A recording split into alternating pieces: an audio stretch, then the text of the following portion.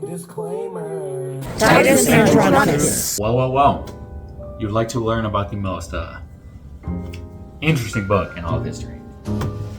Titus Andronicus. Well, let's get into it. Clock. Boom, boom, boom, boom. Twinkle, twinkle, little star. First up, he's our hero, Titus Andronicus. He represents the cost of blind loyalty and excessive vengeance, and really what happens because of it. Next up, we got Tamora, vengeful queen of the gods. She symbolizes unchecked ambition and cruelty. She stands for the corruptive power of revenge and political manipulation. Next up, Saturnius, the impulsive and tyrannical emperor. He represents ineffective leadership and the destructive nature of entitlement. But sometimes he's a decent guy. He's like, it could go either way. Following that, we got Lavinia, the tragic victim of unspeakable violence, symbolizing innocence, suffering, and the silencing of women in patriarchal societies. Also, you'll understand why I did that in a little bit, so watch that. After that, we got Chiron and Demetrius, Tamora's sons. They personify barbaric cruelty and reckless lust, showing the horrifying depths of human depravity. After those two, we got Marcus, Titus's brother, serves as a voice of reason and represents dignity and order among chaos. He's pretty chill. Next up is Lucius, Titus's son. He ultimately restores balance, symbolizes resilience, justice, and the hope for renewal after destruction. He's a decent guy. Finally, we have Aaron the Moor. He's a cunning, ruthless villain. He symbolizes pure, unapologetic evil, but also hints at the hypocrisy of society. Shakespeare uses him to identify villainy and societal biases as a whole. Boom. A, B, C. We enter the story with Titus Andronicus returning from battle to Rome. He gives a speech mourning everyone he lost in all the battles. He displays the queen of the Goths and, kills her son in front of her.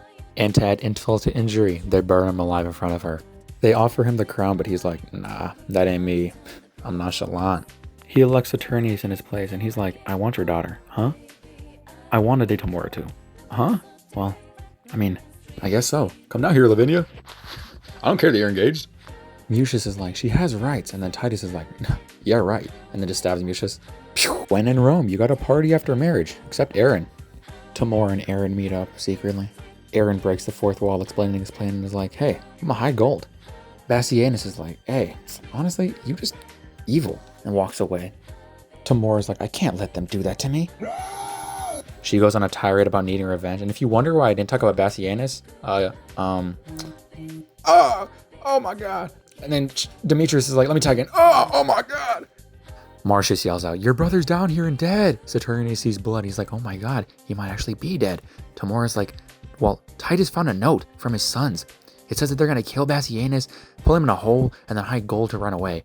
And then Saturnius is like, well, I don't believe this. So he grabs a note and is like, let me see it. And then he's like, wow, this might actually be true. Titus is like, hey guys, hold up. And then Saturnius is scared, and he's like, oh my god. Aaron's like, I found the gold, believe it or not. And we covered Lavinia because she just got kidnapped. And all that. So I'm not going to lie, look away because she's really messed up. I'm not going to lie. So Lavinia got raped and they cut off her arms. Yeah. And then Demetrius is like, wow, if I was you, I would just hang myself, but you can't. And then they run off because, So Titus is forced to watch his sons be dragged away to the emperor because they're going to be executed for killing his brother. And Titus is like, no. And then he pulls a Ramesses and is like, and then Titus sees Lavinia and he's like, I'll kill them. I'll kill whoever did it. And then Lucius is like, yo, speak, Lavinia. Who did this to you? Who? And then we realize, they cut off her tongue too so she couldn't speak. But Aaron has a solution. He's convinced the emperor to let Titus's sons go if he just gives them his arm. And he's like, oh, this is gonna hurt. He's like, are you sure? Yes. Aaron laughs maniacally in the fourth person, laughing that he actually got Titus to go through with it, leaving in a nice car. And here they come now with the sons. Everyone's happy. The clown's happy. Everyone's happy. Everyone's happy. Oh my god, everyone's happy. No. Cut to the nurse being like, yo, Tamora just gave birth to a black child. Oh my god. And obviously, only one guy in the entire kingdom could actually do this. Villain, what hast thou done? That which thou canst not undo. Thou hast undone our mother. Villain, I have done thy mother. That is right, folks. This is the first Yo Mama joke backed by Wikipedia itself.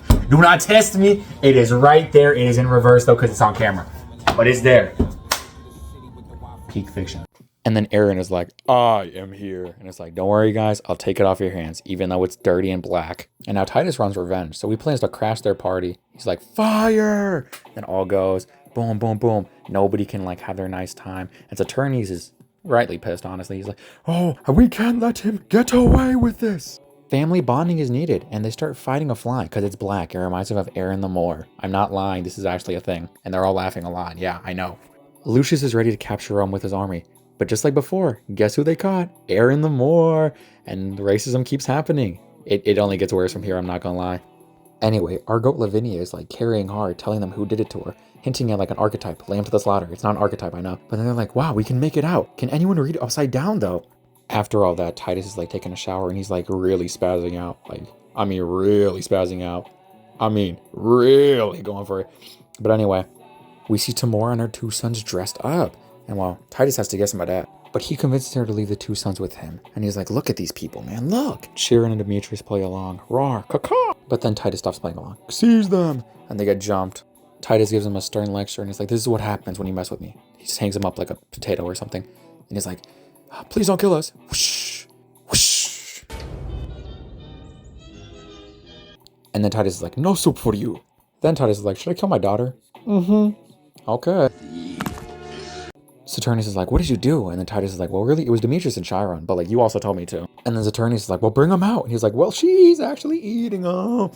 And then Titus is like, tag. And then everyone's like, oh my God. Saturnius, being a good husband, I guess, is like, hey, y'all won't let you get away with this. What?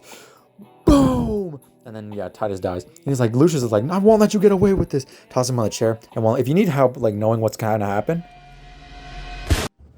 As you can see, this book is it's really something, honestly. Thank you, Mr. Connors. But hey, how about we dive into this book and really see what we can learn?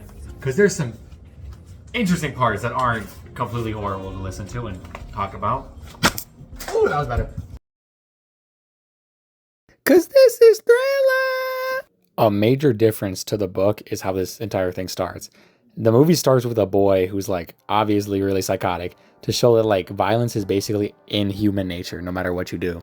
We follow this boy as he like becomes young Lucius, a character who is like watches everything in the entire play. The movie completely changes the ending. After Lucius is king, he kills Aaron. That's it. But in the movie, they decide to keep on moving, showing this kid becomes like a better person because he sees the horrors of history. Another change is what happened to the clown. In the book, he actually felt bad for Titus, but in the movie, my man just laughed at his 2 dead sons and his broken, well, ripped off arm. It felt like it made Titus feel more isolated and like he was up against the world, which is why he eventually did what he did. The last big change is all of ancient Rome in general. I don't know if you know this, but ancient Rome is ancient. You know, they're using swords, shields, horses. Yeah, in the movie, they're using Mausers, motorcycles, cars, electronic communication, posters, all of the works, like professional, everything. Aaron drives a convertible. I feel like the addition of technology in the movie really aids in the idea that the story is applicable anywhere. Everyone at one point will want to experience revenge on somebody. Everyone will experience loss, hardship, heartbreak. Moral is, you shouldn't want revenge to the point where you're gonna kill someone's family. I want revenge on Miss Phillips because she might have docked my grade one time after I asked what was for lunch during a presentation. But that doesn't mean I should go kill her family. It means I should talk it out and be a normal person. Take my breath away. There are 3 really prevalent themes in Titus: revenge, justice, and racism. The story reveals how revenge fuels a cycle of destruction, dehumanizing those involved, and ultimately leads to self-destruction. People's subjective views of justice drives them to kill in the name of it, exposing how vengeance distorts justice and raises questions about its place in society. Racism dehumanizes and suppresses groups, ignoring their worth. Aaron, shaped by cruelty, repeats it to his son and is perceived as purely evil. Yet that perception blinds us to his intelligence and the truth that he defies the assumptions made about him. Shakespeare's themes challenge beliefs, biases, and justice, showing their everlasting impact on society. Let's groove tonight. The 3 main motifs are cannibalism, blood and gore, and rape and mutilation. Tamora unknowingly consuming her own children symbolizes the self-destructive nature of revenge, showing how vengeance consumes both victims and its perpetrators. The play's relentless violence emphasizes the brutal consequences of revenge, illustrating its physical and psychological toll. The acts in the story represent the ultimate violation of humanity, exposing the power struggles of moral decay within a violent society. These motifs show how revenge, violence, and power struggles strip away humanity and create chaos. leaves from the vines. 3 symbols are Lavinia's mutilation, hands, and the pit. Lavinia's loss of her hands and tongue silences her, making her a symbol of powerlessness against injustice. Titus's severed hand represents sacrifice, but also his gradual loss of control as violence consumes his world. The pit symbolizes how Titus's entire family is caught in the chaos of revenge and is unable to escape its consequences. These symbols reveal how violence strips away humanity and traps people in cycles of suffering, showing the devastating consequences of revenge. This entire thing is really something. Is that right, Dora? Okay. Is that right, Dismembered skull? I would agree so. So really, let's see what we have. We have a book filled with damn near 3 R's. Racism, rapist, and cannibalism. Alliteration isn't his strong suit, I guess. Shakespeare gonna take up a couple notes from me. But, let's see. Realistically, the book has a lot going for it. It's really bad at times, though. The moral is, don't be a rapist. Don't be a racist. Don't be a cannibalist. Don't go after revenge, really, honestly. Or at least know when to stop. The book and the movie both make some decent points at times. And honestly, yeah, I guess just be a better person. And for those of you wondering why I'm not wearing a tie, yo, I'm not gonna lie, I am not relearning how to tie them. Am I the asshole for shouting out Snoop Dogg, Federalist 51, and everyone who helped me? I'm a freak. I'm a weirdo. Bro, move! Move! Many people die in the story due to revenge. Like, god dang, come on, bro. It's like 30 to 10. Racism truly only leads to dehumanizing. Oh my god. Can I, like, speak English, please? Oh. Save me, please, Lord. Save me.